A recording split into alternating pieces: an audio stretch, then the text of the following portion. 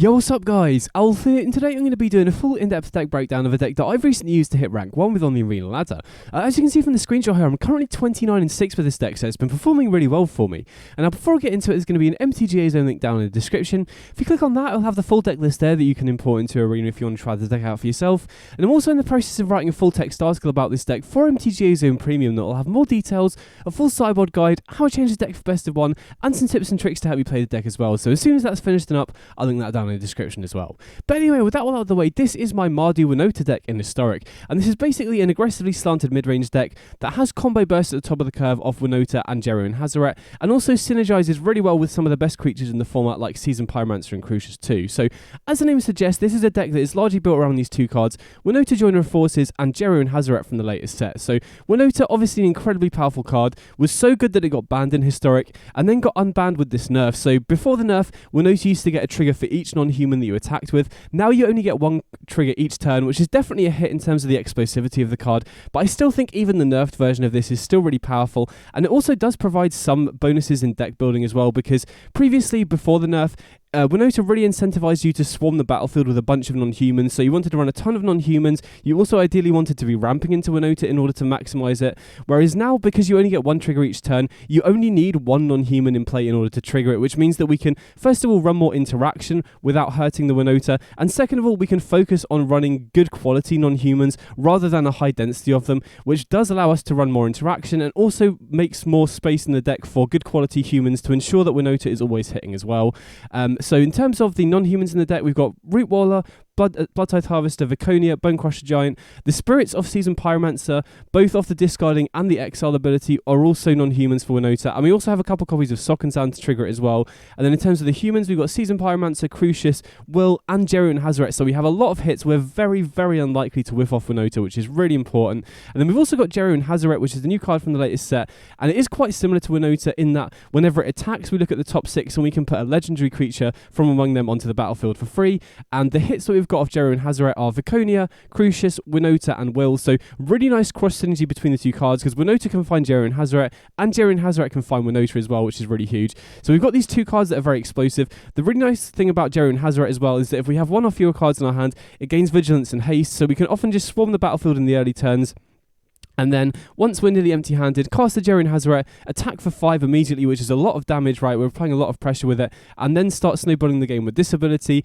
And the other really nice thing about Djeru and Hazoret is it's just the sickest top deck if you're Hellbent, right? Particularly if you're up against a deck like Rakdos Midrange that is going to be trying to get you empty-handed. If you draw a Djeru and Hazoret off the top, you immediately get him for 5 and can potentially just hit like a Will, Winota, or Crucius to completely start snowballing the game back in your favor as well. So, two super impactful cards that, you know, the rest of the deck is kind of running all of the mid-range all-stars, so you have a decent interactive and aggressive early game, and then Winota and Djeru and Hazoret just really enable you to go over the top of what the opponent's doing as well. So in terms of the rest of the deck, we'll start off by having a look at the non-humans, and then we'll have a look at the human payoffs for Winota afterwards. So starting off at the 1-drop slot, we've got Blazing Rootwaller here. So this is a nice aggressively slanted 1-drop that can get in for 3 damage if you have 1 red spare to be able to activate it.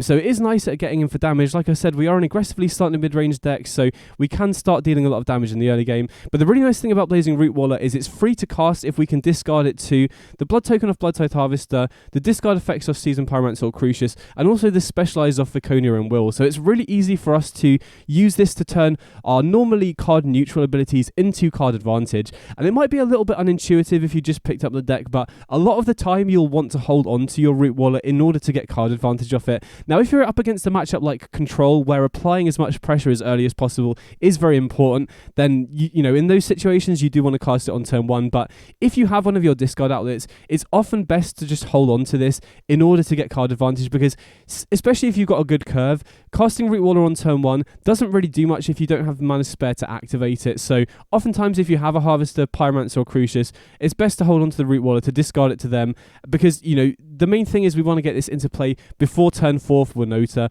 and if you're discarding it to any of these effects, you'll be able to do that. So Rootwaller, really nice at just helping us produce extra card advantage, whilst also just being a nice aggressive threat as well.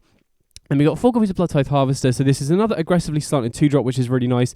The blood token that it generates is good at enabling the Root Waller and also Croxa post sideboard, and it's just good at fixing our hand as well. And the other really nice thing about Bloodtithe Harvester is it can double up as removal as well. Obviously with a Winota deck you want to be running a very high density of creatures, but I also want to be running creatures that can also double up as removal, so we do have a decent amount of interaction, which is why I'm a big fan of Bloodtithe Harvester and also Bonecrusher Giant that I'll get to in a second.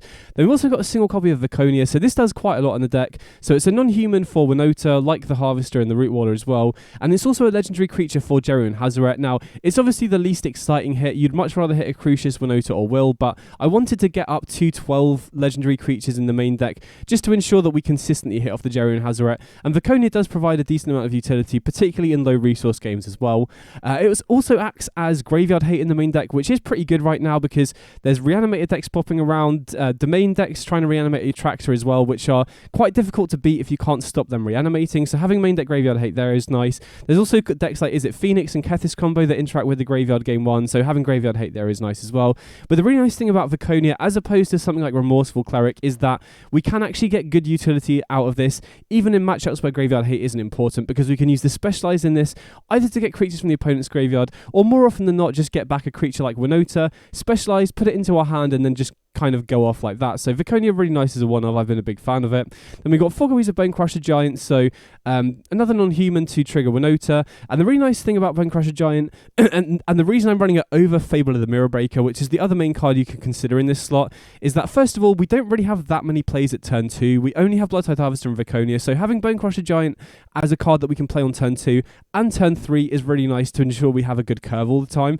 And additionally, like I mentioned with Bloodtithe Harvester, I just wanted to ensure that we had enough interaction in this deck because, you know, we're not a pure aggro deck. We do kind of play like a mid-range deck in a lot of ways, so having extra interaction off Bonecrusher Giant is really nice.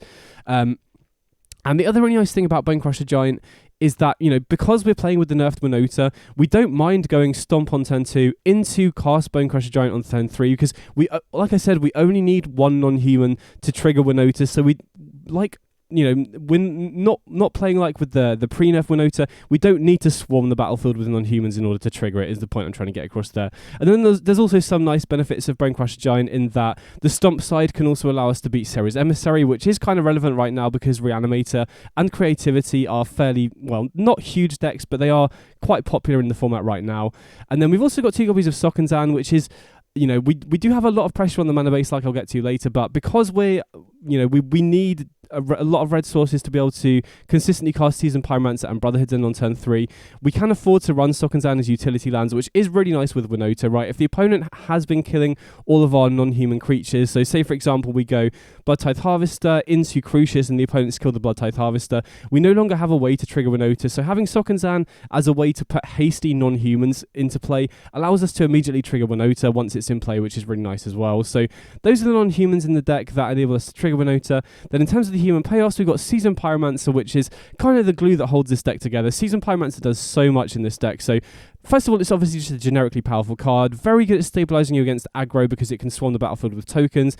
Absolutely insane if you're empty-handed because it's just a 3-mana 2/2 that draws 2, which is obviously great. And then you can also use it to bring 2 tokens back when it's in the graveyard as well, which is really sick. But the really nice thing about it with Winota is it produces spirits on turn 3, so even if we don't have any other non-humans in play, we can play Season Pyromancer on turn 3 and then just discard at least 1 non-land to get a spirit, which we can then attack with the spirit to trigger Winota the following turn. And it's also human itself, so we can find it off Winota, which is really nice, particularly if we're empty-handed, right? If we go Winota, attack with a non-human, and then find Season Pyromancer, we just get to draw 2 immediately, which is really sick as well. So Season Pyromancer does so much in this deck.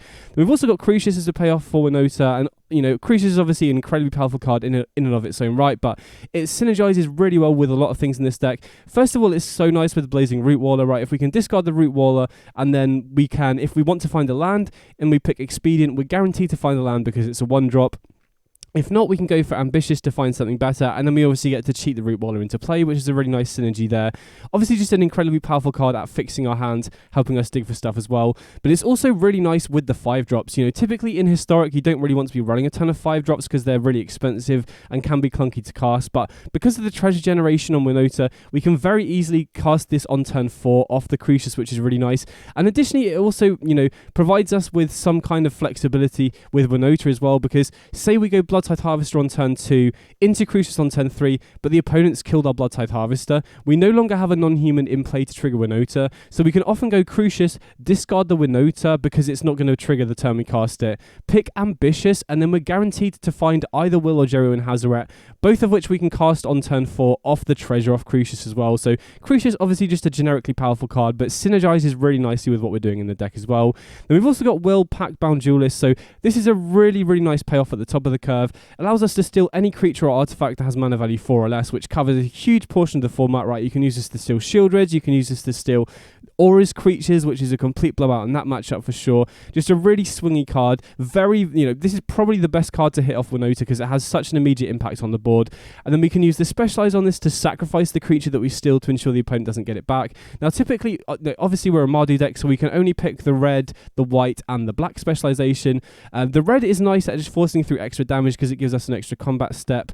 The white is the one that I've picked the most because unfortunately, it does mean that we probably have to sacrifice the creature we steal pre-combat, but it's still really nice because it allows us to reanimate creatures from our graveyard. We can use this to get back Crucius in order to just start getting value off that. We can also use it to get back Winota or Djeru and Hazoret, although we do have to sack it at the end step to the ability, but either way, the white ability is really swingy. Now, the black ability is the one that I probably pick the less because giving the opponent a choice isn't really that great, but still comes up in certain spots. But either way, Will, incredibly powerful card to hit off both Winota and Djeru and Hazoret just because it has such an immediate impact on the board. And then Djeru and Hazoret, already gone over this a little bit, but really nice card to hit off Winota because it gets in for 5 immediately, which applies a ton of pressure. And then it's a very difficult card to kill because it's 5 mana, so it dodges Fatal Push. And then if you can just keep attacking with it every turn, you're going to start getting Cruciuses and Wills and Viconias and Winotas for free, which is, goes over the top of what most of the decks in the format are doing. So and then we've also got 4 copies of Fatal Push, which is really important for interaction. Like I said, we do kind of play like a mid-range deck in a lot of situations. So having early interaction is really important against decks like Wizards and Auras and Hammer Time to just ensure that we don't get run over. And then in terms of the mana base, I think 25 lands is so important in this deck. I wouldn't go any lower than that because we really need to consistently hit our 3rd land on curve every single game. And then obviously we have 4 drops and 5 drops. Now, we do have a lot of ways to filter off-season Pyromancer and Crucius, which does mitigate that a little bit. But I could still see an argument to going up to 26 just to ensure that we consistently have lands to cast our 4 and 5 drops. In terms of the actual lands themselves, we do have quite a lot of pressure on the mana base in this deck because we need black on turn 1, we need white on turn 2 for our sideboard cards, and we need triple red on turn 3, which does require a lot of red sources. So most of the mana base is just dual lands to enable that. Typically, I'm not a huge fan of running more than 8 fast lands because that does provide some issues with, especially if you need to cast a Winota on turn 4 or your 5 drops, with drawing a fast land off the top and then not being able to cast Winota on curve. But in order to meet the mana requirements of this deck, we do need to be running 10 fast lands. Like, you could get around that by running Mana Confluence, but I'm really not a big fan of Confluence in this sort of deck unless you have to run it. And we do have a lot of ways to filter to untap lands as well, right? We can use Crucius and Seasoned Pyromancer and also the Blood Token of Blood Tithe Harvester to try and dig for an untapped land to be able to cast the Winota on turn 4. So that's not really been a huge issue. And because we are, we do need a lot of red sources for triple red on turn 3, we do have room for Stock and Down in the mana base, which, like I said, is really nice at enabling Winota. And also we have a ton of legendary creatures in the deck as well, so it's very easy for us to channel this for 1 or 2 mana, which is really huge as well. So that's the main deck. I've been really happy with it. This feels kind of like Rakdos Midrange that just goes way over the top and is also a bit aggressive as well, and has a ton of flexibility in the sideboard as well. So speaking of which, the sideboard, we've got 3 copies of Remorseful Cleric, so this is additional graveyard hate. It's also a Spirit Cleric, so it triggers Winota when it attacks as well. And the really nice thing about this card is that it exiles the graveyard without needing to activate mana, compared to Viconia, which is a little bit awkward for, dedicated graveyard hate matchups, especially on the draw. The weakness of something like Viconia is that if you're going second and the opponent's playing Phoenix, you can play your Viconia on turn 2 and you don't have mana to activate it. The Phoenix player can just go, consider Faithless Looting, bring back the Phoenixes, and you can't do anything about that. Similarly against Reanimator, if you're second and the opponent goes Priest of Fell Rites on turn 2, then you cast your Viconia, they can just discard a Ceres Emissary or an Atraxa and reanimate it, and there's nothing you can do about that. Whereas Remorseful Cleric being free to activate means that it's never too slow in the matchups where you want it. The fact that it exiles the entire graveyard at once is also really huge, particularly against a deck like Kethis Combo. And the fact that it's, can trigger Winota is also really huge. So Remorseful Cleric really, I definitely think is the best option for dedicated graveyard matchups. Then we've got 4 copies of Juggernaut Peddler. So this is basically our deck's version of Thoughtseize for, you know, the control and combo matchups. And the really nice thing about Juggernaut Peddler is that it's a creature, so it can start applying pressure, plays really nicely into our aggressive game plan, and it's also human, so we can find it off Winota. And even though it's a 2-drop, it is one of the best Winota hits, particularly against control. You know, hitting this off Winota to get rid of their sweeper, for example, is really powerful. And then compared to something like Elite Spellbinder, where they can cast the sweeper eventually, replacing it with a Juggernaut basically just means that they don't get access to it at all. And it's even better than Thoughtseize in some matchups because it exiles the card rather than putting it into the graveyard as well. So Juggernaut Peddler, really, really sick against control. Then we've also got 3 copies of Go for the Throat, which is, you know, here for a number of reasons. First of all, just gives us extra spot removal against decks like Wizards and Auras where we want that extra interaction. But the fact that, you know, compared to Fatal Push, it can kill bigger creatures is very relevant against decks like Reanimator as well, right? This gives us a way to kill Atraxa or Serra's Emissary if they ever resolve it, which is pretty huge as well. So I'm a really big fan of this as just the additional removal in the deck. And then we've also got 2 copies of Croxus, so this is predominantly here for the control matchup. So against control, if we look at the main deck, you know, Fatal Push is largely dead, and also Will really isn't that great in control either, because at best you're going to use this to steal like tokens off Wandering Emperor or Shark Typhoon, which isn't really that great. So we can cut the 4 Fatal Push for 4 Juggernaut Peddler fairly freely, but the issue with cutting Will is that we're reducing the amount of legendary creatures in the deck for Djeru and Hazoret. So if we do that, then we're not going to have consistent hits off the Djeru and Hazoret anymore. And Croxus is really nice because it's a card that is just good against control anyway. That is also a hit off Djeru and Hazoret. Now, it's not the most impactful hit, but you know, against control, making them discard a card and then having the Croxus in the graveyard to be able to escape later is really nice. And then just generally against any other, you know, slower creature-based, you know, non-creature-based combo deck like Creativity or Charbelcher, Croxus is great there as well. So really nice to be able to swap in for Will against the control matchups as well. And then we've also got 3 copies of Brotherhood's End. So this is here predominantly for the artifact-based decks like Affinity, the Thopters decks, and also can be brought in against the very go-wide creature decks like Elves as well. Now, one card that I do want to highlight that didn't quite make the cut, that is definitely worth considering if the metagame shifts, is Loran of the Third Path. So this is a card that synergizes really nicely with our game plan, right? It's a human, so we can hit off Winota. It's a legendary creature, so we can also hit it off Djeru and Hazoret. The main reason I've gone for Brotherhood's End over Loran of the Third Path is just because the artifact decks are so good at swarming the battlefield that just removing one of their artifacts isn't normally good enough, right? Brotherhood's End, just being able to sweep the board, is the most important card in that matchup, but Loran is definitely worth considering if enchantments are problematic, right? You know, there are decks floating around like the Cabaretti Rebels Goblins deck, and there are other decks that also run impactful enchantments as well, so if enchantment decks do become more of an issue, then Loran of the Third Path is definitely a consideration to run in the sideboard as well here, but as things currently stand, I'm really happy with this configuration as we got it here. You know, Brotherhood's End is definitely the best card against the artifact decks, and I feel like we've got most bases covered here, right? We can pivot fairly nicely, so we do kind of play like a mid-range deck in terms of the sideboard. We have early interaction against the creature decks. We can pivot into, you know, more disruptive elements of Juggernaut Peddler and Croxus. Remorseful Cleric and Viconia gives us 4 pieces of Graveyard Hate Post sideboard, which gives us a really good edge against the Reanimator decks, and also, you know, like Phoenix and Kethis combo as well. And we also have the Mass Artifact Hate in Brotherhood's End as well. So I feel like the deck really has good tools to fight every single matchup. It plays kind of similarly to a mid-range deck, that's slightly more aggressive and has this combo burst at the top end. So I've been really liking how this deck is performing and how it's positioned right now. Before I get into the gameplay, I also wanted to quickly highlight another build of Winota that I've been working on, which is kind of like a Reanimator hybrid. So let's just get into that. So this is the other build of Winota that I've been working on, and this build is definitely doing something more powerful. And as you can see from the screenshot, I have been doing pretty well with it, but I definitely think it's worse than the other build, and it has a bunch of inconsistencies that I'll get to in a minute. So the main difference here is that we're trying to cheat an Atraxa into play with this build. So we're running Priest of Fell Rites, which is a way that we can cheat an Atraxa. There's also a human, so we can hit it off Winota, and we can also cheat Atraxa into play off Djeru and Hazoret, which is a really nice synergy as well. The main issues I have with this deck, first of all, is that we have very, very few non-humans for Winota. You know, like I said in the previous video, because of the nerf, we don't need to be running a ton of non-humans, but we're only running 12 in this deck. We've got 4 Epicure, 4 Harvester, and the Spirits of Season Pyromancer, which means that against interactive decks, I did have it come up a fair few times where the opponent would just kill my early Bloodtithe Harvester, for example, and then I would just have no way to trigger Winota, which was a bit awkward. Additionally, a lot of the speed of this deck really relies on Priest of Fell Rites, right? We do have the turn 3 reanimation of Atraxa, because we can go Priest of Fell Rites on turn 2, then pitch Atraxa to Pyromancer, Bloodtithe Harvester, or Epicure, and then reanimate it on turn 3, which is really sick, but that relies on the Priest of Fell Rites living, which isn't going to happen in a lot of matchups. The other awkward thing about this deck is because we have to run so many creatures to enable Winota and Djeru and Hazoret, the hits off Winota really aren't that great either. You know, on average, we're only going to be getting 2 or 3 cards off it, which, you know, isn't the worst, but compared to the other Domain and Reanimator builds, they're capable of just going way over the top of us because they hit so many more cards off the Atraxa as well.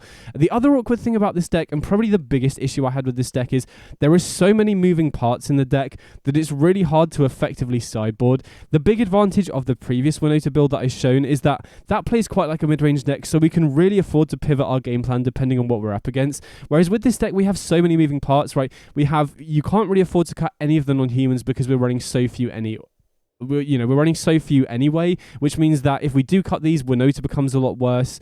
But then if we cut the Reanimator cards or the enablers to pitch Atraxa or Priest of Fell Rites to the graveyard, then the reanimation plan becomes less consistent. So that means that we really can't afford to pivot that well against the deck without, hurting how well the core game plan of the deck works. So I think this deck is interesting, and I have also been tempted to try other cards at the top end, but I think the big issue with this particular build is it just has too many moving pieces, which means it can't really sideboard, which means that it can get run over by the super fast decks like Wizards because we can't afford to pivot into that much more of an interactive game plan, right? We're not running Bone Crusher Giant, and we have to rely on stuff like Bone Shards as interaction. And then on the flip side, against the control or like the domain decks that generally go bigger than you can't really pivot into a more disruptive element as much because, like I said, you can't really afford to sideboard as much. So I definitely think that the other build of Winota is better than this one, but I thought it was worth highlighting this because this deck definitely feels powerful, and I'm definitely going to try tweaking it to see if I can fix some of these issues. But if you're going to play Winota, I definitely recommend trying the earlier build, but I still thought this was worth highlighting. So that's the deck. Like I said, I've been really happy with it. I think the deck's really well positioned and has tools to basically fight every matchup that I've played so far. And next up, I've just got some gameplay so you guys can see it in action. Just got 5 matches that I was playing with it on the ladder. Give me a shout in the comments if you've got any questions about the deck at all, and I hope you enjoy the gameplay. Big up.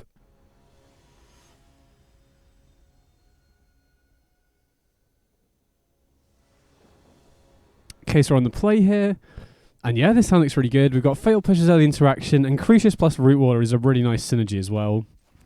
Okay, so Leyline of Abundance, so definitely against mono green, so I'm very happy to have this Fatal Push in hand here. And they do have the Terminal Elf, so this Fatal Push is going to slow them down a lot. Very, very happy to have that. See what we draw here. Okay, another Fatal Push is nice. If they have another Elf, we can kill that straight away. Definitely don't want to play the Root Water out here. I'd much rather save it for Crucius to get card advantage off it. They have Paradise Druid, so we can't hit that with the Fatal Push, unfortunately. But we do draw a Winota, which is huge. So we can go Crucius, pitch the Root Water here. We already have the 4th land for Winota, so we can go for Greater, see what we hit. And then we get to cheat the Root Wallet into play here. So we've got a pretty sick next turn planned, right? We can go Winota, attack, get a Winota trigger. Old Growth Troll. Okay, so this is a pretty interesting spot here because we can either Fatal Push the Old Growth Troll, which is much better if we expect not to hit Will off Winota, or we can wait, go for Winota and hope to hit Will. Now, the risk of not using Fatal Push here is that if we don't hit Will, they can block the Root Waller, which then means we don't have a non-human in play to trigger Winota the following turn. But obviously, if we do hit Will, it would have been much better to use Will, steal the Old Growth Troll, and then cut them off Devotion. But I guess that's only... Wow, we did hit the Will, so... But again, I mean, I don't know if... We've only got 3 Wills in the deck, so I think chances were that we weren't going to hit Will there. So I still don't mind the play I went for. The real risk here... Oh, wow. I was going to say the real risk here is if they have Nykthos. Because the great thing about Will in this matchup is if you steal the Old Growth Troll, it cuts them off the Devotion, whereas using Fatal Push means they still have it. So... Getting pretty punished here for not just jamming the Winota attack and trying to hit Will, but like I said, we've only got 3 Will in the deck, so the chances of us finding it weren't that high. And like I said, if they just block the Root Waller, we don't have any way to trigger Winota this turn, really. So this is a difficult turn. I mean, Bonecrusher Giant could be useful if they don't block with the Paradise Druid, right? They could just go down to 10, but I very much doubt that's going to happen. And we could also use Bonecrusher Giant to finish off the Cavalier of Thorns, but that puts Storm the Festival back on. So Bonecrusher Giant is only good here if they choose not to block with the Paradise Druid. And with the amount of devotion they've got off the Old Growth Troll, the ley line, I don't think they really need to block with the Paradise Druid. And I would really like to look for an untapped land. I mean, maybe I'm supposed to play the Cliffs out here first. I'm just going to go for the Pyromancer to get a body on the battlefield and try and dig for something else. If they choose not to block with the Paradise Druid, then we obviously get punished for not keeping the Bonecrusher Giant there. Actually, yeah, I mean, thinking about it, I probably should have just played the Blackcleave Cliffs beforehand. I was hoping to hit an untapped land, but I think that was kind of greedy a little bit. So we have both Crucius and Winota in play here. I think I like going for... I'm definitely going to go for one of them here. I think I like going for the Winota, and then they're incentivized to not block the Winota here, which means it's to survive for next turn. And the other reason to discard the Bonecrusher Giant there is we get an elemental in play, so if they block the Root Waller with the Paradise Druid, wow, they don't block with the Paradise Druid, so if we'd kept the Bonecrusher Giant, we could just win here. So I assumed they would block the Root Waller with the Paradise Druid. The reason I wanted to play Seasoned Pyromancer ditching the Bonecrusher Giant there was if they did block the Root Waller with the Paradise Druid, which I expected them to do, then we still have another creature. We have another non-human in play to trigger Winota. So Will doesn't really do anything here. Although maybe it does if they play another Old Growth Troll potentially. And I don't think Seasoned Pyromancer is that impactful here. So I'm going to go for Seasoned Pyromancer and pick Lesser. To try and find another land or potentially another Fatal Push in case they have another Elf as a blocker, just to try and clear the way for another attack. So yeah, I mean, two very close plays, whether we should have Fatal Pushed the Old Growth Troll. I still think on balance it was probably right because the chances of us hitting Will aren't that high. And then secondly, whether I should have saved the Bonecrusher in case they don't block with the Paradise Druid. Okay, they scoop it up anyway. But yeah, that was an interesting game. I might go back and watch that one for sure. So this is definitely a matchup for Juggernaut Peddler for sure. Basically like our deck's version of Thoughtseize. Viconia isn't that great here either. We definitely want to keep Fatal Pushing here to deal with the turn 1 Elf. And then I think Root Waller is fairly low impact here, right? They have a lot of blockers that can just stonewall it. And the really nice thing, this kind of highlights why it's nice playing with the nerfed Winota in a way, because since we only need one non-human in the deck, we can afford to trim some non-humans post-sideboard for Juggernaut Peddlers or extra go for the throats or something, and then we still have enough non-humans to consistently trigger the Winota because we only need one, right? So obviously we would love to have a Fatal Push ideally to stop them ramping off the turn 1 Elf, but I think we still have to keep this right. Bonecrusher Giant is still going to kill one of their elves on turn 2. Okay, wow, they have a very mana dork heavy hand. Okay, 6. So that's very good. I don't think stumping one mana dork does that much when they already have some in play. So definitely just going to go straight for the Juggernaut Peddler here. Okay, sweet. We get to take out the Nissa. So they've just got Kiora now. I mean, obviously they can get out of this if they draw one off the top. But, sometimes that's just how it goes against Devotion. You've just got to try and hit the key card in their hand and hope they don't draw particularly well here. They do have the Juggernaut, but I mean, we can fairly effectively deal with that. Oh wow, Juggernaut also triggers Kiora. Okay, I didn't realize that. Okay, I mean, this is tough because I would really like to develop more to the board here. Particularly, yeah, I would like to go for Seasoned Pyromancer there, but I feel like if they happen to draw a Storm the Festival or a Khan, it's worth going for the Peddler there just to stop them hitting it. Although having said that, if if we replace one of them with another Peddler, they get to draw another card off the Kiora. So maybe it's better to just jam the Pyromancer there and hope they don't have anything good for one draw step. I guess they had 2 draws though because of the Juggernaut. Either way, I'm going to jam the Juggernaut Peddler here. Going to discard a Bonecrusher Giant and a Blood Tithe Harvester and see what we draw. Definitely going to play a fast land here so that we can potentially play Mountain next turn to be able to cast Will in case they cast like an Old Growth Troll or something like that. And then just going to attack down the Kiora here. Really nice that the Juggernaut Peddlers have Vigilance so they can stonewall the elves a little bit. Oh wow, looks like they drew something. Okay, Old Growth Troll, that's not the worst, but they do get to redraw off that.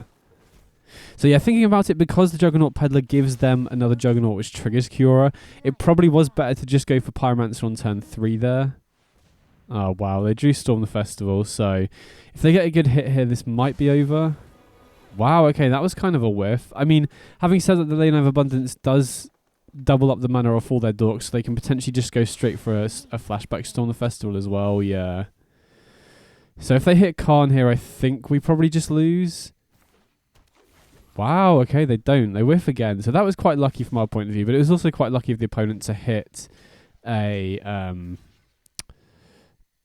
Storm the Festival off the top. So opponent goes very aggressive here. I guess because they've got a big board, they feel they can start pressuring here, but they don't know that we have Will. Now, we could double block the Juggernaut here, but I feel like we can afford to just take the 5 because we can just go Will, steal the Old Growth Troll next turn, and then their board is much less impressive without that Old Growth Troll. So we get to go Will here, steal the Old Growth Troll, and then that does cut them off Devotion as well. Now, they still have a decent amount of Devotion, but still, you know, pretty good.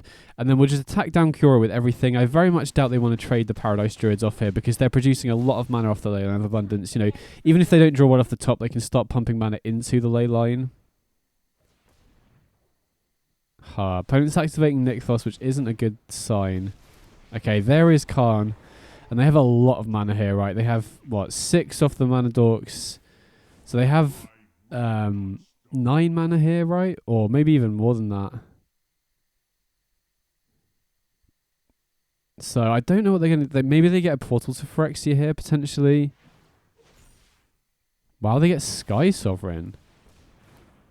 That is a surprise. I really thought they would go for like a Cityscape level or a Portal to Phyrexia there. I mean, I'm very happy to see that. That makes things a lot easier.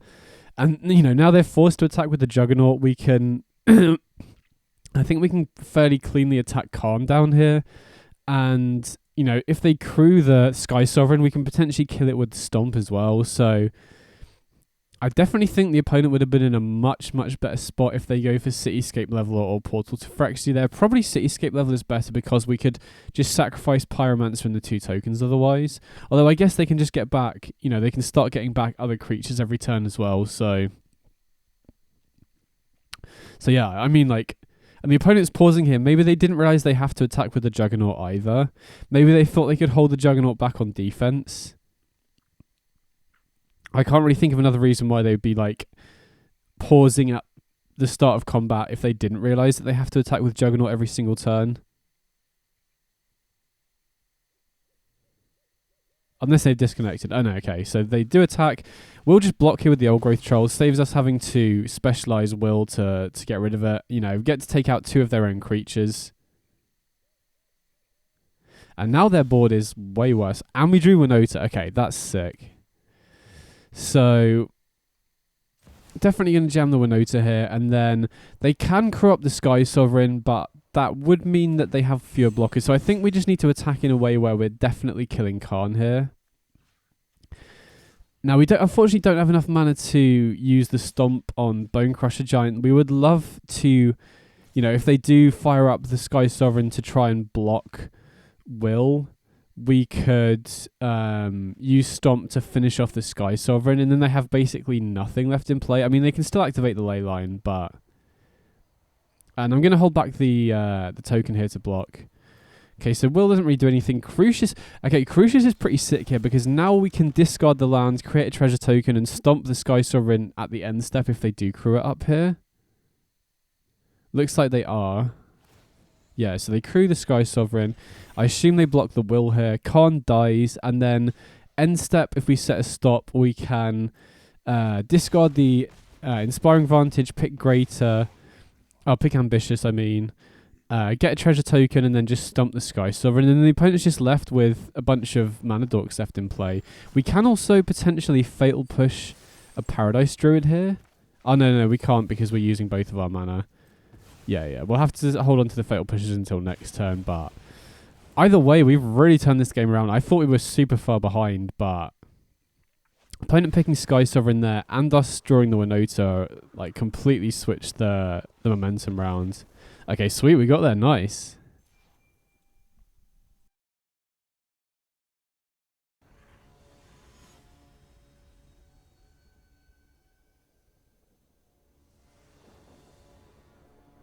Okay, so on the play here, and I can't keep a one-lander, unfortunately. I think on the play I can definitely keep this one, though. Right, we've got Harvester on 2, into either Crucius or Pyromancer on 3, which is pretty good. If I was on the draw against the deck where I'd need interaction, then I could definitely consider shipping this back. But on the play in the dark, this is definitely a keep for sure. So we're going to lead on the fast lands here just because we are running 10, so the chances of us drawing more off the top aren't that low, right? There's always a risk in this deck if you've got a fast land and a shock land. If you play the shock land tapped and then you draw multiple fast lands off the top, you can end up in a situation where you'd have to play your lands tapped when you could have avoided it otherwise by playing an early fast land. Okay, so opponent uses Fatal Push, so my guess is that we're probably against Rakdos Midrange here. And I think I'm just going to jam the Crucius. Typically, I'm not a big fan of this if the opponent has open mana, but typically Rakdos doesn't really tend to run that many ways to kill Crucius. Oh, I was going to say for 2 mana instant speed, but outside of Shieldred's Edict, but they happen to have the Edict there. So if they have their own Crucius here, that's going to be a pretty big deal. I still think, in the dark, without open deck lists, I think chances of the opponent having a piece of 2 mana interaction there that can kill Crucius is low enough that I probably prefer jamming it. So this is an interesting spot where we're going to go for Pyromancer or for Bonecrusher Giant here. I think I'm going to go for the Pyromancer. There's definitely a good argument for going for Bonecrusher instead because it applies more pressure here, but I really want to try and set up or try and draw into a high impact card like a Winota if possible. Ended up discarding the Bonecrusher Giant there because if we are digging for Winota, it is very important to try and hit a... to have a non-human in play. Wow, we drew Winota off the top. Okay, gas. This is really good because now, rather than having to loot the blood token to enable Fatal Push, we can now attack with both. Wow, and we hit Will. Okay, that is perfect. So now we get to steal the Shieldred. That was such a big swing. So this shows the real power of Winota here. If we hadn't drawn the Winota, we could have still, looted away whatever we drew to enable the Fatal Push on the blood token, but now we're so far ahead on board. I think it's going to be really, really difficult for the opponent to come back now. Okay, they might impact the Winota, so that shuts off a Winota trigger for next turn. And they kill the Will, so that means that they will probably get the Shieldred back. I mean, we have the Fatal Push to be able to kill it, but that was, a pretty good way for the opponent to recover. So we can loot the blood token here, which not only gives us 2 life off the Shieldred, but also enables Revolt and Fatal Push, which enables us to kill the Shieldred before the opponent gets it back. So we get to attack in here, get in for a bunch of damage, and then definitely going to Fatal Push the Shieldred here because they get it back at the end step, I believe, which means they would get the upkeep trigger when they draw a card. And I'm going to hold on to the Godless Shrine here because we don't need more than 5 lands in play for any top deck. And if we do draw a Crucius, we want a land in hand to be able to immediately trigger it as well. Okay, so the opponent has a Blood Tithe Harvester. I mean, they did manage to recover. That 2 Molten Impacts did help. Okay, sick. That was a very good draw here. So just debating whether it's worth attacking first in case they choose not to block the Pyromancer, but I think it's just much better to stomp the Harvester here. And then we can attack with the Pyromancer. We don't want to attack with the 1-1 because they can animate Mutavault here. So we'll attack him with the 2-2 and then just play the Bonecrusher Giant post-combat. Okay, they do have a Fatal Push for the Pyromancer, but that does then, provide us with some more fuel. So even if we draw another land, next turn we can activate the Pyromancer to get 2 more 1-1s into play. And again, going to hold onto the Godless Shrine in case we draw Crucius here. If I, didn't have 5 lands in play, then I would probably run the Godless Shrine out just in case we draw like a Djeru or Hazoret off the top. But since we already have 5 lands in play, I think, we just want to keep that. Wow, okay, that's also a very good draw. So going to shock in the lands here and just go for Seasoned Pyromancer to see what we draw. If we end up drawing a piece of removal, that then enables us to... Okay, they have a Shieldred Edict, but yeah, if we draw a piece of removal, that enables us to potentially kill the Mutavault if they try and animate it. Okay, perfect. So we do the Fatal Push, so that enables us to attack here. If they do animate the Mutavault, we can just kill it with Fatal Push. Puts them down to 3, and then, they're under a ton of pressure here. And we've got the Will in case they do draw a creature. Yeah, okay, opponent just keeps it up. So against Rakdos Midrange, I honestly don't typically sideboard at all unless they're, if they're running a particularly graveyard-heavy deck, then I'd consider a Morsel Cleric. You could also consider bringing in Croxa here, but I think the main deck's pretty well set up against them. We basically just have a ton of must-kill threats, and we have, Winota and Djeru and Hazoret just go way over the top of what they're typically doing. We also have Will that can steal the Shieldred, so these mid-range matchups have felt pretty good with this deck so far. I definitely consider it favourable for us. And like I said, the main deck is already pretty good against them. I'm basically not sideboarding at all here. So typically against these mid-range decks, you don't want to mulligan at all because of Thoughtseize. But this hand is a pretty good keep anyway, especially if we end up drawing a discard outlet for these Root Wallers. So opponent does lead on Inquisition here. I imagine they either take the Bone Crusher or the Fatal Push. Okay, so they take the Bone Crusher Giant. I think I'm going to run out one of these Root Wallers because we do have a Harvester to cheat the second one into play, but you know, that only allows us to cheat one of them into play, so I might as well play out the first one. If I'd drawn a Seasoned Pyromancer and the red source, I could see an argument to maybe holding both to discard, but since we only have the Harvester, I think it makes sense to run the first one out here. And it also means that we're less vulnerable to Shieldred's Edict as well, right? If they Shieldred's Edict here, we can just sack the Root Waller instead of the Blood Tithe Harvester. Wow, okay, opponent misses land drops there, which is obviously rough for them. Oh, wait, no, that was a punt. That was a real punt on my part. So I definitely should have shocked in the Godless Shrine there. Because... yeah, I mean, I want to activate the Root Waller here to get in for extra damage. But now if they have Crucius, we can't loot the Root Waller and Fatal Push. So what I should have done there is shocked in the Godless Shrine. Then we can pump the Root Waller. We can...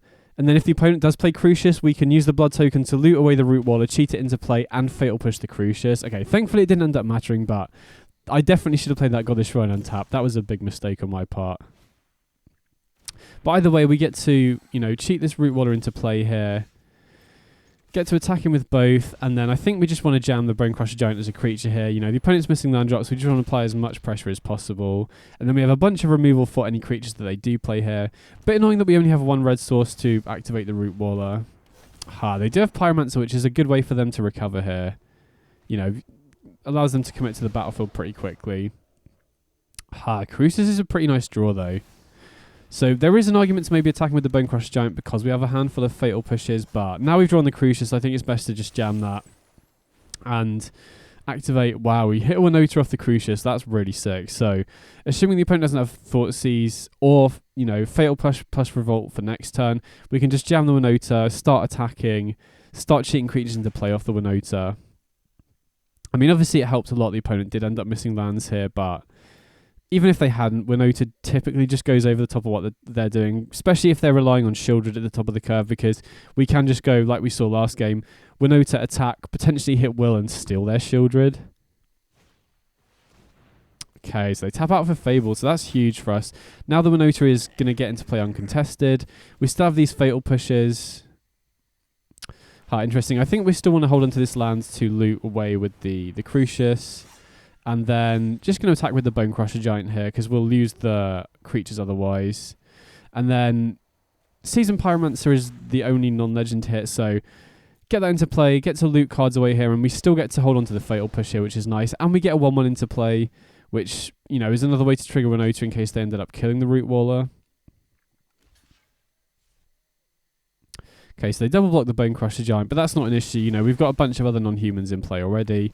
And now our board is just way bigger than theirs. They have to deal with Winota as well. And we have Fatal Push still. Okay, sick. We hit another Winota, so even if they use, you know, a Fatal Push to kill our Winota, we have a backup one already here.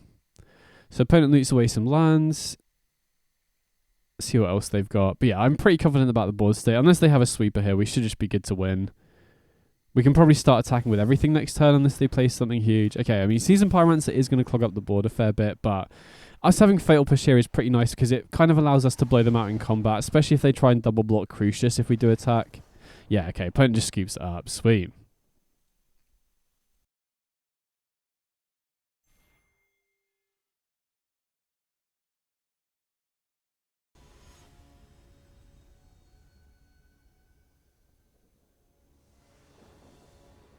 Okay, so on the play here, and I can't keep that, obviously. This is annoying. I really don't want to go down to a 5, particularly in the dark. Right, if we're against a Thoughtseize deck, that's kind of a death sentence, so I think I'm going to keep this on the back of Fatal Push, because we do have a lot of good top decks, right? If we can draw a Harvester or a Seasoned Pyromancer or a Crucius, that starts fixing our hands straight away, so... Okay, so opponent does these on a discard spell, so... Even though our hand is pretty terrible right now, I'm very happy I didn't go down to a 5 because into a discard spell deck, it's very, very easy to get completely run over. And I am kind of happy that we have got a lot of lands because typically the way you beat discard spells is just play your lands and just draw, and you want to be able to cast everything that you can draw. So even though our hand is just a will now, as long as we don't draw terribly off the top, then we've at least got a chance here. I'm going to stop during the opponent's turn here just to bluff some interaction. Croxa. So again, like I said, having lands to be able to cast everything is really important in this matchup, but because we already have 4 lands, I think we can afford to discard one to the Croxa here. Not drawing particularly well. I was hoping that we'd at least draw a 3-drop before turn 3, so not only did we have a bad 6, but we're also flooding out quite a lot here, and the opponent has Crucius, so this is a pretty rough start. I still think keeping that hand was probably correct, though, because, you know, going to 5 against Rakdos is pretty bad, and we have, you know, other than this Fatal Push, we've drawn nothing but lands as well, which is obviously pretty unlucky. Wow, and the Inquisition off Fatal Push, we can't even push the Crucius here because we don't have Revolt. I mean, we can go for Will next turn and still their Crucius, so that's at least something. And the opponent hasn't really committed much more to the battlefield either here, so even though we haven't had the best start to this game, we do at least have some kind of game plan. Even if we draw badly this turn, which we do, we can still use their Crucius here to loot away this land for something better. Now, if they have a way to kill the Will, then they will get their Crucius back because we can't specialize, but, you know, definitely a better situation than we were in for the entire game so far anyway. Wow, interesting. So we found our own Crucius. So even if they do kill the Will here, we can just Legend Rule with our own Crucius to kill theirs. So if they do end up spending a lot of resources to kill this Will, I mean, having said that, against Rakdos, it is going to be very difficult for them to kill Will, especially game 1 because it dodges Fatal Push. Interesting. So we can either specialize the Will here, which is vulnerable to interaction, or we can just Legend Rule. I think it's just a lot safer for us to go for the Legend Rule trick here. Get them attack with both here, because they probably don't want to trade their Harvester for Crucius. Okay, they block, so I assume they've got like a Bone Crusher Giant or an Abrade here. Going to run out my Crucius here, which kills theirs. And then if they do have an Abrade, they've got to decide whether they want to kill the Will or our Crucius here. And if they do have Bone Crusher Giant, then we get our own Crucius to survive. Okay, they choose to kill the Will with Abrade, which is interesting. So unless they also have Fatal Push here, we do get to resolve our own Crucius. Okay, looks like they do have Push. So that's a little bit rough, but I mean, we're not in an awful position considering we started off this game really badly. I mean, having said that, they do have access to Croxa now, right? I think. Yeah, 10 cards in the graveyard, more than enough, so. But we do have a lot of good top decks here, right? We have Will is really good. Djeru and Hazoret is really good. Seasoned Pyromancer is really good. Right, if we hit Will here, if we go like Djeru and Hazoret into Will, or just Will, we get to steal their Croxa, which is absolutely insane. If we draw Fatal Push, we can just kill their Croxa. Blood-Tithe Harvester, not the best here. So probably just force the chump block, which is a little bit annoying. But again, you know, we still have all those top decks again. Will is great. Djeru and Hazoret can find us Will. Fatal Push can kill the Crocs, although they can just immediately escape it again. So, and they have Crucius as well. So yeah, probably going to lose this one unless we draw exactly Will here. Oh, okay, Seasoned Pyromancer is not bad. I mean, we'll have to see what we draw. There's the Djeru and Hazoret. So we're kind of forced to run out the Harvester here and just chump block with both. Or like we can trade Harvester with Crucius, and then we have to block the Croxa, and we have to lose the Djeru and Hazoret to the Croxa trigger, which is a little bit rough. We're basically dead to any piece of removal here as well. Oh, and Shieldred, okay, yeah. So that was a bit rough. We did manage to get like a reasonable position from a very bad start there. So post sideboard, I mean, I don't really think I want to make any changes. I think the main deck is pretty well set up. Just, you know, that was kind of rough, just having to mull and not drawing particularly well in the first few turns. You know, had we drawn one of our 3 drops before turn 3, for example, I think we'd have been in a much better position that game. But overall, I think this is a pretty good matchup. I think that just didn't play out that well for us. And like I said, you know, the turn they escaped the Croxa, had we found a Djeru and Hazoret or a Will off the top, that completely changed the dynamic of that game as well. But yeah, overall, I think Rakdos just generally struggles against us because we have so many must-kill threats, right? Crucius is a must-kill threat. What's it called? Viconia is also kind of a must-kill threat as the game goes on. Winota is a must-kill threat. Both Will and Djeru and Hazoret are very difficult for them to deal with because they dodge Fatal Push. You know, we play similar cards in the early game, but we just have a much better top end to the deck, right? They typically rely on Shieldred, which we can steal off Will, so yeah, we generally have a much better chance in this game. I mean, obviously, you know, Rakdos Midrange always has a chance against everything, though. Like we saw last game, they did just punish us with a good early start, but we did manage to get back into it a decent amount, right? Getting that Will stealing their Crucius. Will stealing Crucius is also really sick because it gets us their end step trigger as well to help filter our hand. But yeah, on the whole, this matchup has felt very good. So even though we lost that first game, I feel pretty confident in the post-sideboard games for sure. So opponents still in the tank about their sideboard. I guess it is quite difficult for them because most Rakdos sideboards, you know, for their interaction at least, they'll have Fatal Push. And then from what I've seen, most of the extra interaction is either sweepers, which aren't, you know, Brotherhood's End is reasonable against a lot of our threats, but it doesn't deal with a lot of our 4 toughness stuff like Winota or Djeru and Hazoret. And Shieldred's Edict is also not particularly good against us because we're very good at swarming the battlefield quickly as well. Okay, so this is a much better hand, and it's, you know, we get to keep on 7, which is obviously a big deal against Rakdos. So could run out the Root Waller on 1, but, you know, typically I like holding on to it, and particularly in this matchup where it's very attrition based and card advantage really matters. I really want to hold on to it to either discard to the Blood Token off Blood Tithe Harvester or to Seasoned Pyromancer here, either of which are great. So opponent's got a pretty tough decision here. You know, I could see an argument to taking Winota, Pyromancer, or Blood Tithe Harvester. So not drawing the third land, which is a little bit awkward, but, you know, we've still got another turn. And even if we don't draw a land for next turn, we can loot away the Root Waller to try and find one. And this is kind of another example why I'm really happy that I'm running 25 lands in this deck, just because it, you know, we do have a very high chance of finding the third land on curve. Wow, the triple Thoughtseize. We do draw Crucius, which is obviously a great card to have, but we don't have the third land, so really hoping to find one off this loot here. So we get to loot away the Root Waller, put it into play, and hopefully find another land here.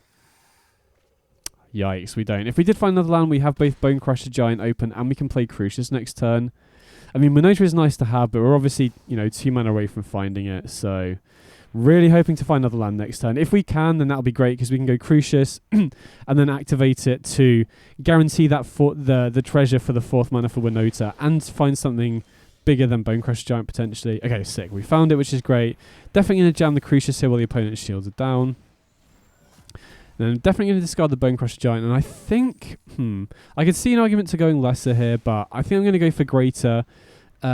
Just to try and find another big threat, right? If they Thoughtseize away the Winota, it's nice to have another top-end threat, but I could definitely see an argument to going lesser there to either find a land or something else that is more easily castable. Tough decision there. So the opponent does have a Fable Passage, which means they can escape Croxa here, which, you know, I'm kind of glad that I went for greater because now we can just discard the Djeru and Hazoret to the Croxa and still have access to Winota for next turn. Whereas if we'd gone lesser and found a land, we would have had to take 3 damage off the Croxa trigger here. So opponent's not just snapping off the Croxa, which must mean that they've got other decent options in their hand if they're considering doing something else maybe. I would be kind of surprised if they don't just go for it though, yeah, because it does stonewall our attacks and obviously starts applying quite a lot of pressure here as well. So definitely going to discard the Djeru and Hazoret. And then we can guarantee go for Winota here. And I'm going to hold on to this Black Cleave Cliffs to discard to the Crucius as well. So going to attack with the Root Waller. Will would obviously be the best hit here. Oh, perfect. We hit Will, get to steal their Croxa, which is sick. That's such a big tempo swing in our favour now. And they can obviously block the Root Waller, which is our only non-human, but now we've stolen the Croxa, that will trigger Winota next turn. So even though they've killed our Root Waller, we can still trigger Winota and get him with a Croxa hit, which is huge. So we're way, you know, Will is such a big, well, it's such a swingy card because we're just so far ahead on board right now. So they strangle the Crucius, and we also had Blood Tithe Harvester as a non-human attacker, obviously. I completely forgot about that. But yeah, either way, So, interesting spot here. Because we definitely want to use the Will Specialize here. We can go, we can attack first and then go for the Black Specialize, but I kind of want to hold on to, I don't want to discard the Crucius here. So I'm kind of tempted to go for the White Specialize, and we can discard the Goddess Shrine, sack the Croxa. And I'm not worried about, the opponent could have had removal, but I'm pretty sure their only way to interact at this point is Shieldred's Edict, which we can just sack the Croxa in response anyway. So this does mean we don't get to attack with Croxa, which maybe that's greedy to do, but this way we can get Djeru and Hazoret back and get an immediate trigger off that as well. So I could, I think it's close. I could definitely see an argument to attacking with Croxa first and then specializing the will post combat, but that would mean that we probably can't attack with the will. Because if they triple block, I guess they're dead if they triple block, so maybe it's better to attack with the Croxa there. Yeah, thinking about it, maybe it was better to just attack with Croxa and then they can't really triple block the will, so we could have just specialized will for black post-combat, make them let us draw 3. So yeah, thinking about it, because my main concern was that they would triple block the will and I wouldn't be able to specialize post-combat, but okay, opponent just scoops it up. So, either line probably wins us there. But, yeah, thinking about it, like I was saying, I think attacking with Crocs is probably better. Forces them to discard. And then post-combat, we can just specialize will for black, sacrifice the Croxa, and make us draw 3 cards. That probably would have been the better line. But like I said, in the moment, I thought that they could potentially block the will. Because if will dies, we no longer have a way to get rid of the Croxa, which means the opponent just gets it back at the end of our turn. But yeah, either line is, we're so far ahead there that either line is likely going to win us the game. So going into game 3 on the draw here, really hoping that we have a keepable 7, because that makes a really big difference in this matchup. And yeah, this is definitely a keepable 7 for sure. Don't have any white mana yet, but we're running 25 lands, so we're pretty likely to draw one. Again, I think this is another spot where I'm happy to just hold on to the Root Waller. Because we have Seasoned Pyromancer in hand, discarding Root Waller to Seasoned Pyromancer is sick, particularly in this matchup where card advantage makes a difference. Okay, so we do draw the 3rd land, which is huge. I'm going to stomp the Harvester now. Maybe it's best to wait to represent... Actually, yeah, it probably was better to wait into the opponent's turn to represent a piece of removal to be able to kill Crucius, but they could just attack first, in which case we do it anyway.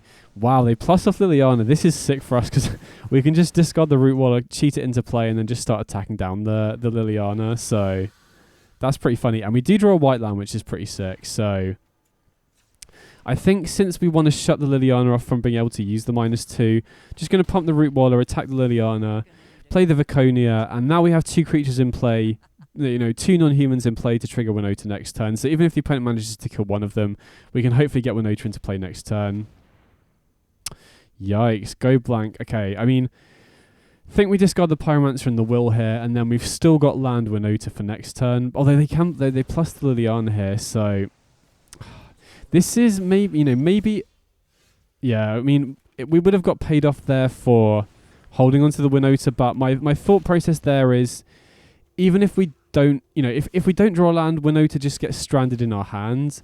And even if we, do draw dead off the top, we can still just go Bone Crusher Giant, activate Root Waller. And I still think we're really far ahead on board. Plus we have Viconia that can get back Winota from the graveyard anyway. So I think it would have been pretty greedy to discard the land there. Because like I said, if we don't draw a land off the top, we just have Winota sitting dead in our hands. And now we're in a really sick position. Oh, wow. That's a sick draw. Root Waller is really good. So now we can exile the Winota with Viconia. And then we can specialize Viconia to get a Winota into our hand. And because we're discarding the Root Waller to the specialize, we get to cheat it into play as well. So this is a really sick turn for us, obviously. And the Winota has haste because of the red ability on Viconia. So we can attack down the Liliana and then attack the opponent, activate the Root Waller, and now, the opponent basically has nothing that can get them out of this. Even if they draw Brotherhood's End, the Viconia still survives and we get to attack with Winota next turn. Sick, yeah, we got there. Nice.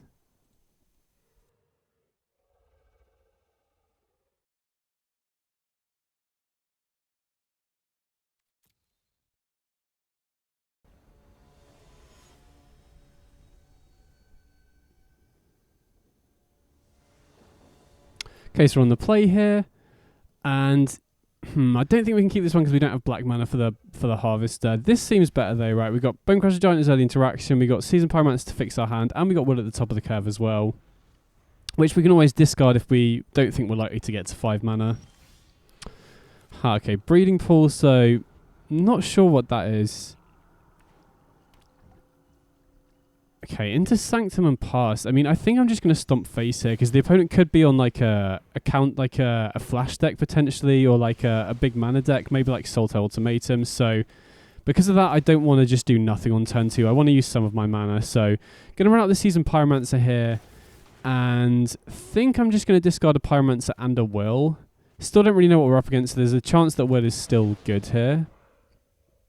And then we'll just ship it back, see what the opponent's got. Oh, they're on Merfolk. Okay, I mean, I kind of regret going for the Bone Crusher Giant now, but I felt like, you know, the opponent could have been on like a bigger control deck, and not going for the Stomp early on could make a pretty big difference in those sorts of matchups. So the opponent has Kira, which is interesting. I mean, I assume they're still on Merfolk. Yeah, I mean, like, the only other deck, they could have potentially still been on Flash because of the Trickster, but maybe they're just on Merfolk with Kira to prevent, or, you know, to protect against single target removal, which is, you know, is pretty good against our deck because, you know, Will, for example, is a card I was pretty interested in running out this turn, but the Kira will protect against that. Definitely going to run out the Djeru and Hazoret here. We can't attack with it immediately, unfortunately, because we have more than one card in our hand. But getting it into play, if they don't have a counterspell, should be pretty powerful. Now, they don't use a counterspell, and they pass the mana open, so yeah, I assume it's Collected Company. So I've got to hope they don't hit too well here. But yeah, Kira is pretty annoying, because it basically just means that Will doesn't do anything unless we happen to draw Fatal Push first. So yeah, I mean, that's not a bad tech in Merfolk, because I imagine that one of their toughest matchups is probably Rakdos Midrange. And Kira does seem like a pretty good tech against them, but it's interesting to see that in the main deck. Okay, so they got Reedry and Sphylen, so that's a pretty good hit for them. So they attack with the Sphylen and the Kira, get to draw a card off the Sphylen. We're definitely going to chump block here because, you know, we don't just want to haphazardly let 4 damage through when they can make their board pretty big pretty fast. So definitely going to chump block here. And then we'll see what else they've got.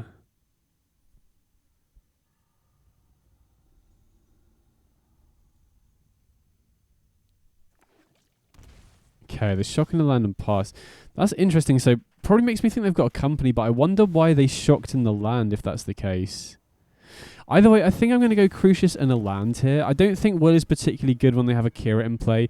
And I want to do that so that Djeru and Hazoret has Vigilance, so that we can attack with it and then hold it back on defense as well, because they are probably going to build up a pretty big board off Collected Company here, so potentially having the Djeru back on defense seems pretty nice. And like I said, I don't think Will's going to be particularly great this game when they have a Kira out, so I think I'm just going to discard that to the Crucius.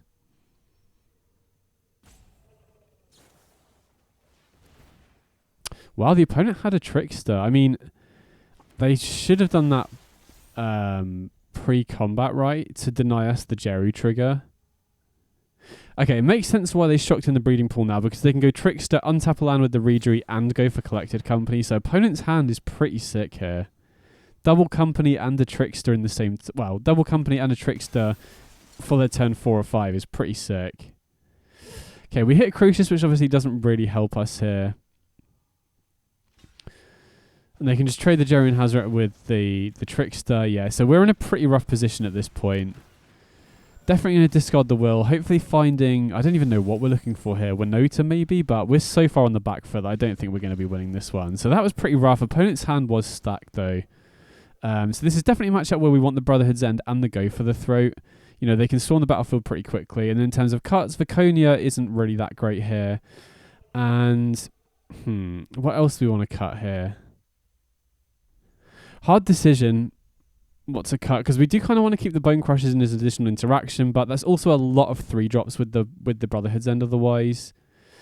Think I can trim on the top end cards as well, because, you know, typically Merfolk doesn't really buy us that, you know, it doesn't allow us that much time to get to our top end cards. So I think I'm just going to trim one of each of the fives and make our curve a little bit lower, make the deck a little bit more streamlined and low to the ground. But yeah, I mean, that game, opponents draw, you know, Collected Company is probably the best card against us. Oh, wow. We have to mulligan down to a 5. Or can we risk this on a 6? I think we just have to go down to a 5. So that's pretty rough. Just got to hope to draw, like, red land into Seasoned Pyromancer is probably the best way to recover from this, going down to a 5. But we do have a lot of interaction, so we can hopefully slow down their early turns.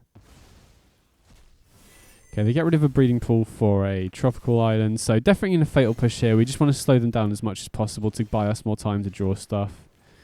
Okay, third land is nice. That opens up a lot of good possibilities off the top, like Seasoned Pyromancer, Brotherhood's End, Crucius, for example. Okay, they play the tropical island. Okay, and Silvergut Adepts. They have a Hexcatcher in hand. That's good to know.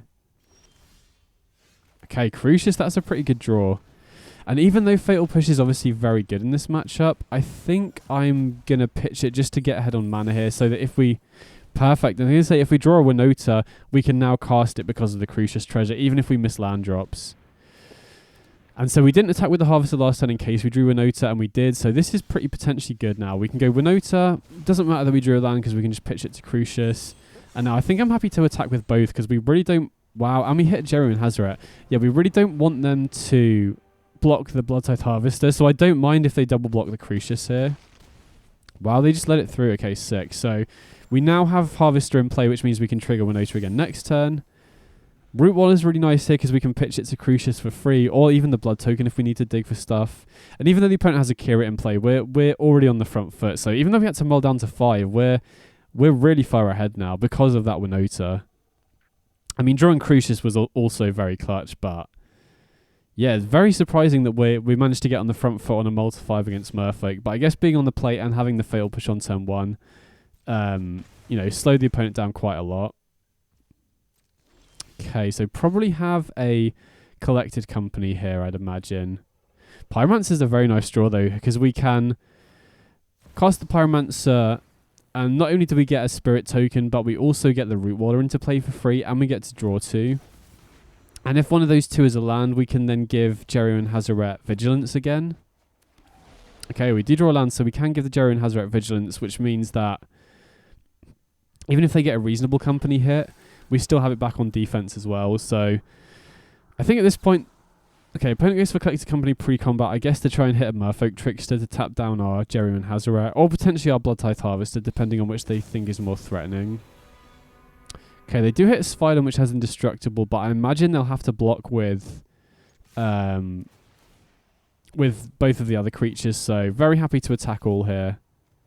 And we hit another Seasoned Pyromancer. Okay, sick. So we're pulling really far ahead now. They're forced to block with a lot of stuff, which is going to remove the Indestructible off the Sphyden.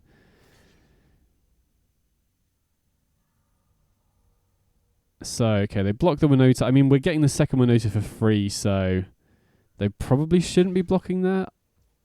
I guess it doesn't really make too much of a difference.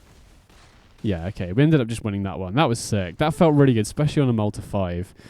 But going into game 3, opponent is obviously going to be on the play, which is going to be a lot more difficult. I think I'm pretty happy with how I sideboarded there, though, right? We've got a lot of early interaction. I think Brotherhood's End, even though they've got Hexcatcher, is going to be very good. And I think if, you know, after that game, seeing us go really proactive, if anything, they're probably less likely to bring in counter spells against us anyway. So that should hopefully clear the way for Brotherhood's End to, you know, stabilize us if they do get off to a faster start. I mean, they're still going to have access to Hexcatcher, which we need to be wary of, but I don't think they're likely to keep in Spell Pierce against us. Wow, not being very lucky with the mulligans this game. I think I have to keep this, even though it's not great. Just trying to debate what to put back. I think we probably want to put back one of the fast lands here, just because if we end up drawing another fast land, then we'll have tap lands, but I don't know. I feel like we need a bit of luck with this hand anyway, so... Okay, opponent goes for Shoreline Scout. And I do want to keep Sokenzan here as well, just because it is nice with Winota, which does come up sometimes. Okay, so we're just going to run out the Blackcleave Cliffs here. I mean, to be honest, as long as the opponent doesn't have a super fast start, I think we should be, you know, in a reasonable spot. We have an early piece of interaction. We also have Seasoned Pyromancer now, which can help make chump blockers as well. So we're going to run out the second red just so we can run out Pyromancer next turn. Okay, opponent has Trickster here, sure. So definitely going to wait until they play something else before going for Go for the Throat here. We would really like to hit one of their Lord effects if possible.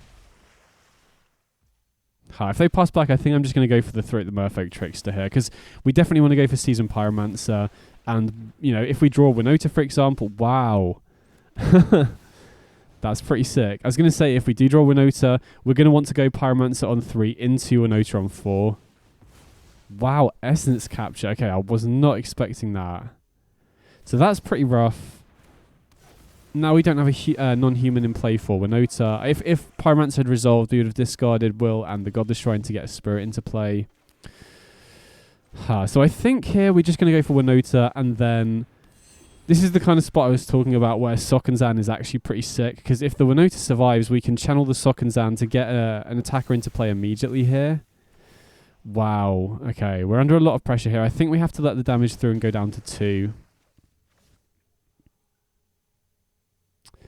So this is a tough spot for sure. We need to get a good hit off the Sokenzan here. And ideally they don't cast anything else this turn as well. Okay, so they don't cast anything else. That's step 1. So it's a pretty interesting spot here about what we're going to do, because we could channel Sokenzan and still have access to Fatal Push, but with the ward, Fatal Push doesn't really do anything. The only way in which that gets us there is if we hit Will off the Winota trigger. So I think it's safer to just play the Sokenzan out and go for Will to guarantee getting rid of this Violin. And then if they don't have a Trickster or another way to tap down our creatures, they don't have really good attacks for this turn. So again, we could have channeled the Sokenzan there, but I think the only way we get out of that spot, like I said, is if we hit Will. So I think just to be safer and not leave things up to chance, it makes more sense just to go for Will anyway. Okay, Kira's annoying. That shuts off our Fatal Push. Wow, they're attacking with the Shoreline Scout. I mean, that must mean they've got a Hex Catcher in hand. Right? Definitely going to block with the Will, because that's... I mean, I don't know... Yeah, they do have the Hex Catcher. So, I mean, we do get to attack with this Violin here, which gets us a Winota trigger. Okay, Brotherhood's End was clutch. That was a really sick draw. So now we can attack with this Violin here. We get to draw, and we get a Winota trigger here. Whatever we hit off the Winota has indestructible. So even though we hit Crucius, which has 3 toughness now, that will survive the Brotherhood's End. And now we can go Brotherhood's End. And the opponent might not counter this, because they might think that they're going to get the Violin back to go for lethal, but we have the Fatal Push here. I mean, if we go Brotherhood's End, Kira isn't a Merfolk either, so they can only sacrifice 2 creatures to prevent this, right? They can tax us for 1 with the Master, 1 with the Hex Catcher. We obviously can't play the Sacred Foundry untapped or we just die. So I assume they sacrifice the Master and the Hex Catcher here. Because we hit the Crucius, we can then discard the Sacred Foundry to the Crucius, get a treasure token, and then before the opponent gets this Violin back, we can use the treasure token to Fatal Push this Violin before the opponent has a chance to counter that with like Spell Pierce or anything. So drawing Brotherhood's End and hitting Crucius was clutch here. Actually, I think it's probably best to run out the Sacred Foundry here and then discard the Blood-Tithe Harvester to try and guarantee something more impactful. And then, I mean, maybe it's better to discard the Sacred Foundry there, actually, thinking about it. Because now we've hit Brotherhood's End, which isn't particularly great in that spot, but either way, that was a really clutch couple turns there. I really thought we were done for before. I mean, having said that, the opponent does have, you know, reasonably good stuff. Now, I am kind of regretting not going for the... not discarding the Sacred Foundry, because we would have had a Blood-Tithe Harvester here as well, but now we can go for Root Waller and Seasoned Pyromancer, so it actually ended up working out alright. And our Brotherhood's End isn't great on this board, so we can go Ambitious, and we hit a Djeru and Hazoret, so that's sick. No matter what we draw next turn, we can Vigilance and haste the Djeru and Hazoret, which is sick. So opponent attacks with this Violin. We're definitely going to block with one of the Seasoned Pyromancer tokens here.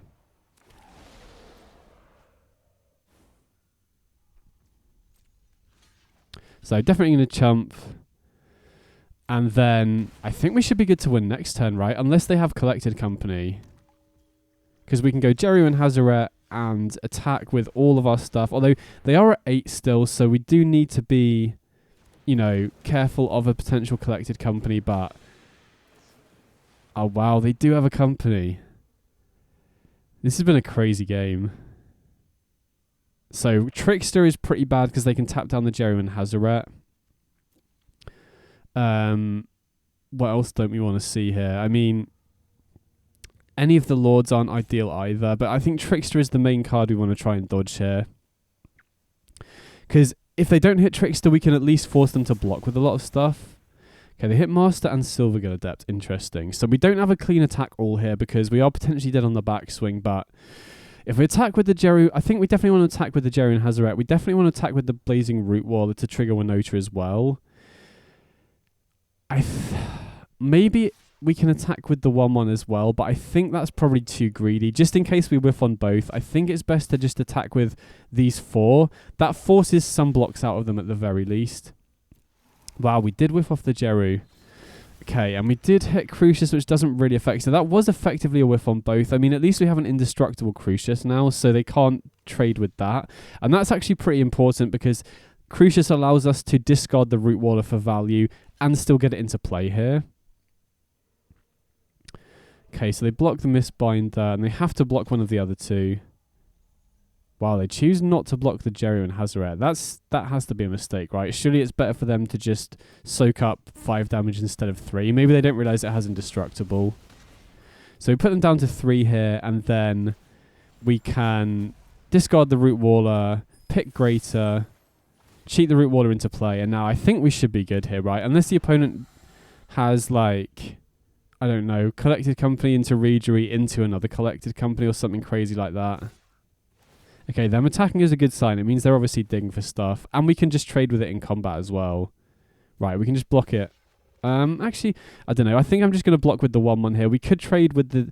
we could block with the Djeru and Hazoret, but if they have a Collected Company or a Hex Catcher, they can just, trade with the Djeru and Hazoret. I really want to have this Djeru and Hazoret to be able to attack next turn. Okay, they Legend Rules Violin. That's very good to see. And they just ship it back. Wow, okay. I mean, Will's obviously a great top deck. I mean, I think we're still almost definitely going to be winning here, even without Will. Because, we cast the Harvester. We have 3 lethal threats. And we're getting another free card off the Djeru and Hazoret as well. So, even if we hadn't drawn the Will there, I think we're almost guaranteed to win regardless. Right, I can't. What could they have? Maybe like a single Trickster could tap down the Djeru and Hazoret. I guess, wait, does a Trickster do it? Because they can tap down the Djeru and Hazoret. Then we attack with Crucius and Root Waller. Yeah, and they can block both of them. So if they have a Trickster, this Will is actually going to make a difference. So I don't know if the opponent is just considering stuff or they're just roping out. If they are roping out, I'll probably just edit it because you don't just want to have to sit through the opponent roping, but... Shame if they are, because this was a really good game. Okay, yeah, so the opponent was roping us out, which is a little bit annoying, but we get to resolve the Will, still less violent, and now even if they do have Trickster, we can fairly easily win here. Okay, we hit another Crucius, get to activate the Root Waller, and get in for lethal. Sweet.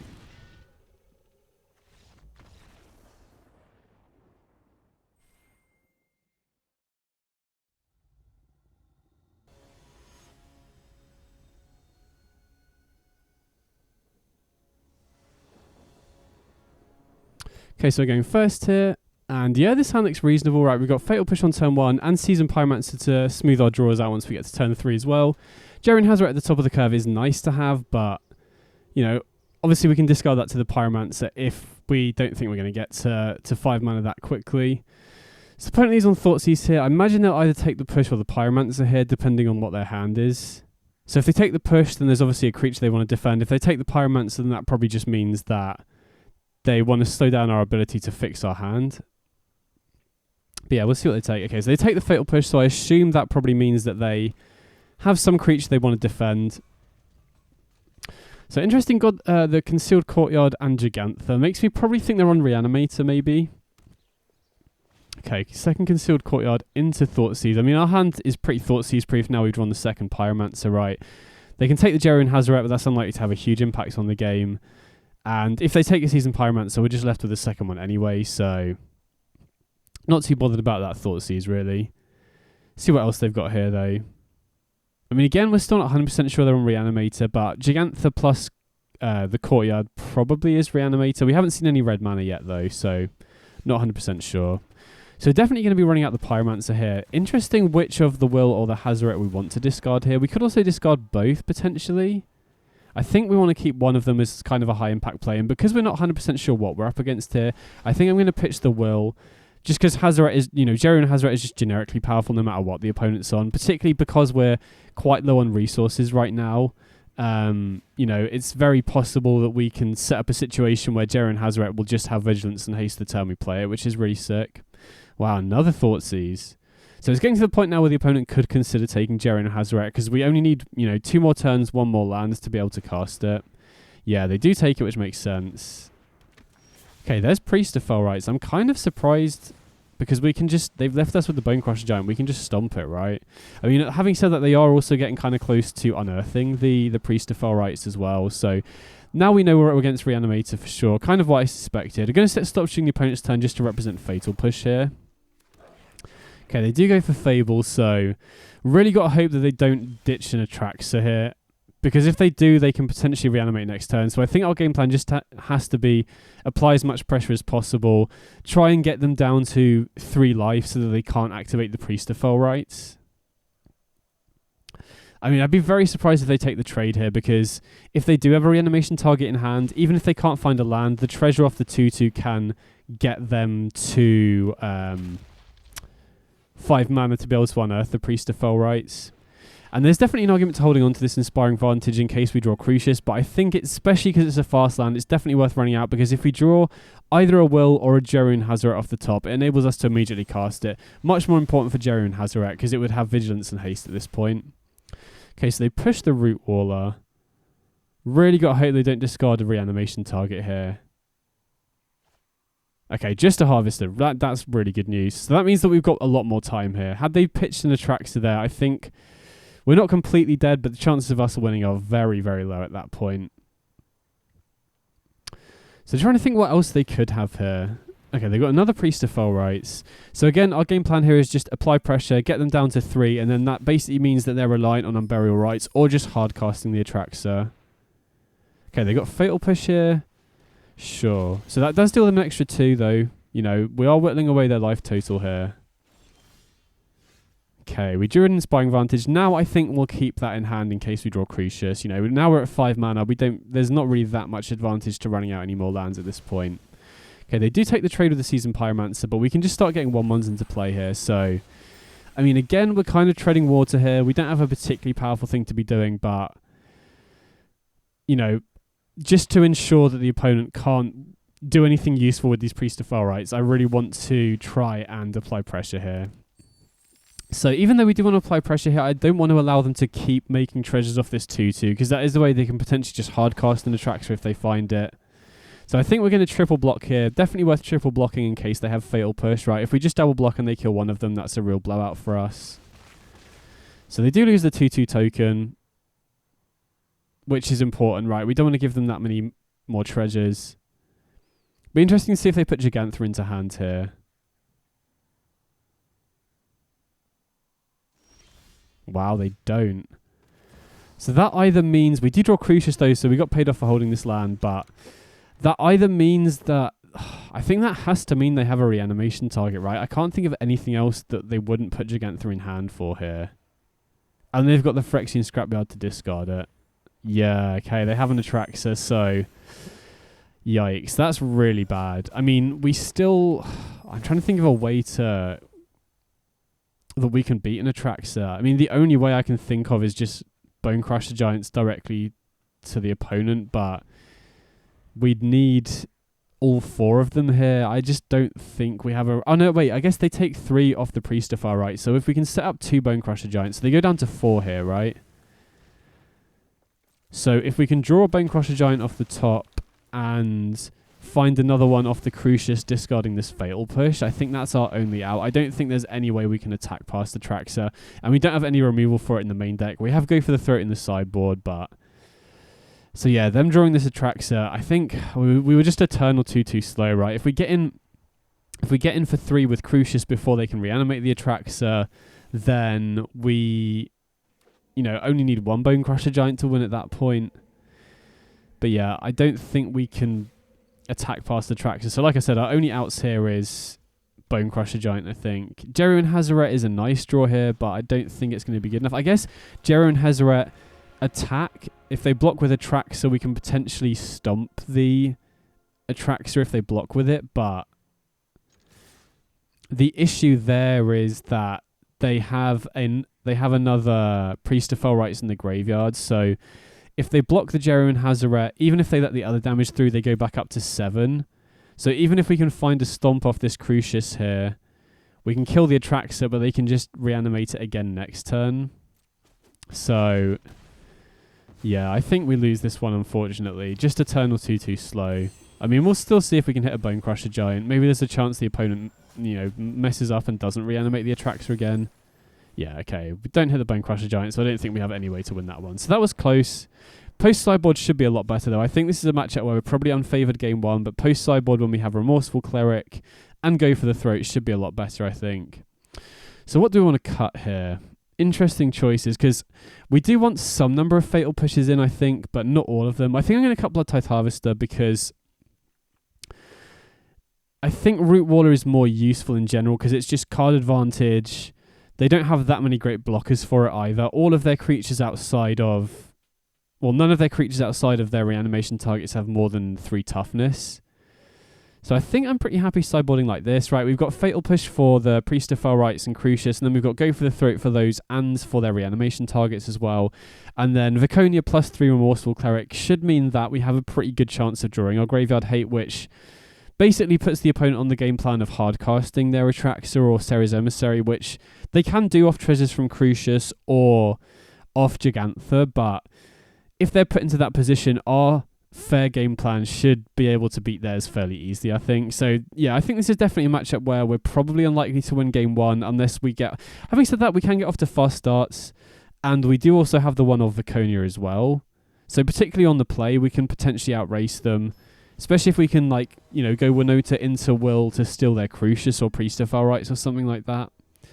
But if they can ever reanimate Atraxa game 1, I think that's difficult for us to beat. I mean, all the cards in our hand are good apart from the lands in that hand, so I think we have to mull. Okay, this I'm very happy to keep, though. We've got Remorseful Cleric, we've got Bone Crusher Giant, and Winota here, so I think we're going to put back the Root Waller. Going to run out the fast land on turn 1, just in case we draw more fast lands. Opponent does have Thoughtseize, which is a bit annoying. I mean, I think they're fairly likely to take the Remorseful Cleric here, just to get rid of the Graveyard Hate, but even if they do take Remorseful Cleric, we still have a pretty good game plan of Stomp on turn 2 into Bone Crusher Giant on turn 3, into Winota on turn 4 and trigger. Wow, they take the Winota. I mean, that also makes sense if they have a piece of removal, right? If they have a Fatal Push, they can, or, any piece of interaction, they can just kill the Remorseful Cleric. I mean, thankfully we drew another Winota off the top, which is obviously great. But yeah, Remorseful Cleric, can be killed by Fatal Push, yeah, so... That is a little bit annoying. That is obviously the downside of running Cleric over something like Unlicensed Hearse, but I absolutely think Cleric is much better in this deck because it's a creature for Winota, which is huge. And it also just plays nicely into our more aggressive game plan as well. Plus, it having flying means that it can more freely trigger Winota without having to worry about blockers as well. Wow, they're missing land drops. We do draw a tap land, which is a little bit rough. Actually, wait, no, that was a mistake. I shouldn't have attacked there. Oh, I wasn't thinking. That was really bad. So... The big risk of attacking there is that if they kill the Root Waller, we don't have a non-human for Winota, so that was a punt on my part for sure. I definitely shouldn't have attacked with the Bone Crusher Giant there. That was really bad. I don't know why I did that. I think I just clicked without thinking. Okay, they pitch an Emissary. So yeah, that was really stupid. That could end up costing us the game if they kill the Root Waller here. And considering their hand, they're missing land drops, so they probably have a stacked hand, right? They probably have Fatal Pushes or Fragment Realities. They go after the Winota, though. Okay, so losing the Bone Crusher Giant there didn't actually limit our ability to hit with Winota. But I still think it was a misplay for sure. We definitely shouldn't have attacked with that first Bone Crusher Giant. I mean, we still have a decent board presence here, but... The dangerous thing about the opponent missing lands is it means that their hand is stacked. Okay, Seasoned Pyromancer is a really good draw here, right? We get to draw 2, put a Spirit into play, and put the Root Waller into play as well. Okay, we draw Crucius, interesting. So, interesting spot whether we want to play this land out here. Okay, opponent's considering blocks. I'd be happy to take the trade here if we want. Definitely going to pump up the Root Waller here. We just want to apply pressure. And I think I am going to play it out because it makes Djeru and Hazoret a much better top deck, right? If we don't play the land and we draw Djeru and Hazoret, I guess it doesn't really make too much of a difference because we can still go land Djeru and Hazoret straight away. So maybe it is better to hold on to the Sacred Foundry there, actually. Not 100% sure. Okay, they pitched an Atraxa as well, so... Again, we're in a dangerous spot here, where if they have Priest of Fell Rights or Unburial Rights, we don't really have a good way to stop it right now. I mean, Priest of Fell Rights is less of a concern because we can at least dig for removal off the Crucius, potentially. And yeah, thinking about it, I probably should have held on to the Sacred Foundry. Because if we hit something good here... I guess if we hit something good, we'd want to play it anyway, so it doesn't really matter, but... Yeah, we'll see what we draw for the turn. Okay, another land, so... Didn't end up mattering that we played out the land there. I was very surprised they attacked with the 2-2, though. Because we have a lot of damage this turn. I mean, I assume they have some removal here, or they just lose to the Root Wallers. But I guess if they've been stuck on lands, they want to generate extra mana for their other stuff. I mean, I assume they have to have removal here. Maybe a Fatal Push or Fragment Reality. Yeah, okay. So they Fragment Reality the Root Waller. We do put them down to 4, though. And we get Crucius to discard the Sacred Foundry here. Okay, they pitch a land. I guess they wanted the extra mana to be able to activate the Blood Token, but still, I mean... I still reckon them attacking with the 2-2 was pretty greedy there. And we drew Fatal Push. That's pretty big. So now we can use the Fatal Push to, you know, clear the way for more of our attackers to get in there at 4 already, and we have a ton of power in play. So they need to find some removal here, basically. I mean, I guess if they could also go land on Burial Rights, get back Sarah's Emissary or Atraxa, which would be, you know, really bad. We'd have to find a go for the throat to beat that. But they need untapped land into Unburial Rights. Okay, so they abrade the Crucius. There is definitely an argument to maybe pushing the 2-2, but wow, they attack with it. I mean, I think it's best to let them attack because if they don't know about this push, that could potentially enable us to get in for extra damage here. So they do that to be able to play a second Fable. That makes sense. But we have the push. Wow, okay, Djeru has it off the top. So that just allows us to steal the game, even if they didn't have anything else in hand. Because we can go Djeru and Hazoret, we can push the Reflection, and then no matter how they block here, we have lethal. Yeah, okay, sweet, we got there, nice.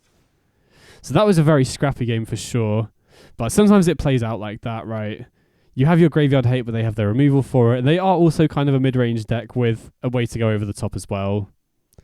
And there is, you know, it's an interesting argument whether you want to potentially bring in Juggernaut Peddler in this matchup as well, because... that is pretty good at stopping their reanimation, but I'm not sure. I mean, yeah, maybe you could bring it in over Will, but then you have too few legendary creatures for Djeru and Hazoret. You know, whenever I bring in Juggernaut Peddler, I typically like bringing in Croxer as well, because typically it's in matchups where Will isn't as good. Oh, wow, okay. Obviously can't keep this hand. But yeah, typically Juggernaut Peddler comes in alongside Croxer, and this definitely isn't the matchup where you want Croxer, because you don't want to enable them to pitch stuff into the graveyard. Wow, these mulligans are not being kind to me. So we got to go down to 5. Okay. I mean, we definitely need double red here. I think we're just putting back 2 lands. And we actively, even though Will is obviously an expensive card, we actively want a non-land here to pitch to Seasoned Pyromancer to at least get a single Spirit token. The Inquisition, so interesting whether they go for the throat or the Seasoned Pyromancer here. Again, it should give us a pretty good read into the creatures in their hand. Okay, they take the Seasoned Pyromancer, so makes me think they probably don't have a Crucius here. Let's see what else they do.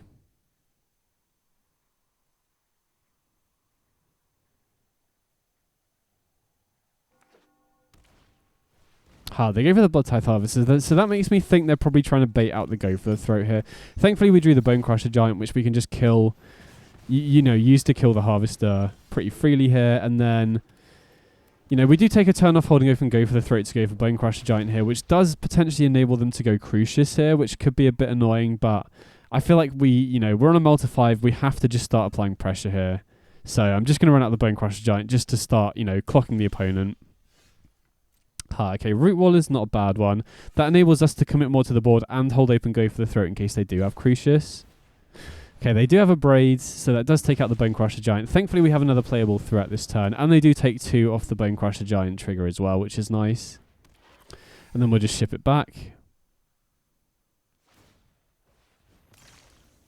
There is Unburial Rites. I mean, thankfully, they don't have any reanimation targets in the graveyard yet, but that is a scary card for sure. We would really like to draw a Remorseful Cleric now.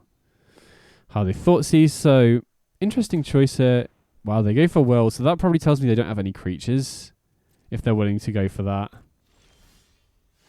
Okay, another land, not the worst, because that then opens up a number of top decks, right? Particularly Winota.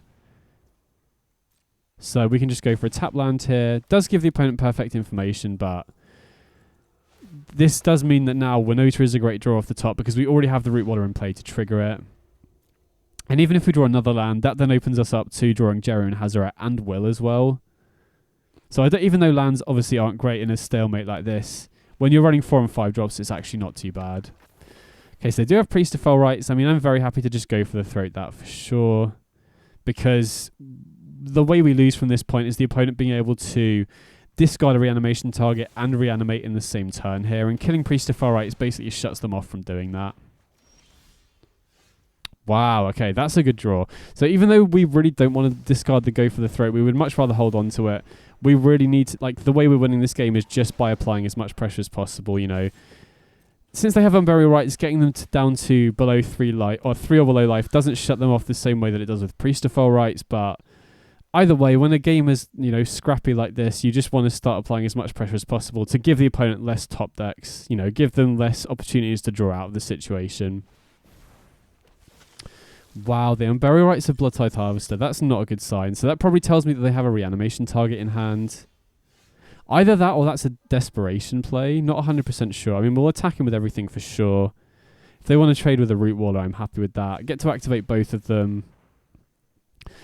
But yeah, they can very easily go pitch an Atraxa or a Serra's Emissary here and then reanimate it with Priest of Fell Rights. Now, there is a consideration there to potentially not activating the Root Waller in order to have enough mana to bring back the Pyromancer. Wow, okay, they didn't have a reanimation target. That's huge. Okay, so that was just a desperation play to get a creature on board. And since we're not going to be activating the Pyromancer, I'm going to hold on to this land just in case we draw a Crucius. So they have their own Crucius, which is a concern. That can help them get back into it, particularly if they can find a reanimation target here.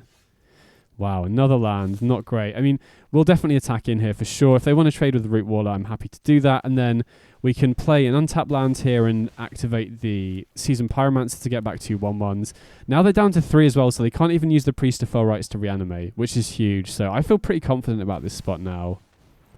Okay, they do have another Crucius. So they need to find a removal spell here, basically, because once we activate the Pyromancer here, even if they block my 2/2, we still have 3 damage from all the 1/1s. So they basically need to find a Fatal Push here, or another Abrade, basically. So another scrappy game, but when you're playing kind of a mid-range-esque deck, that's going to happen sometimes. Okay, even if they found Fatal Push, Djeru and Hazoret gets there either way. But I mean, I think we would have still probably won unless they did find exactly Fatal Push there. And we're on again, sick.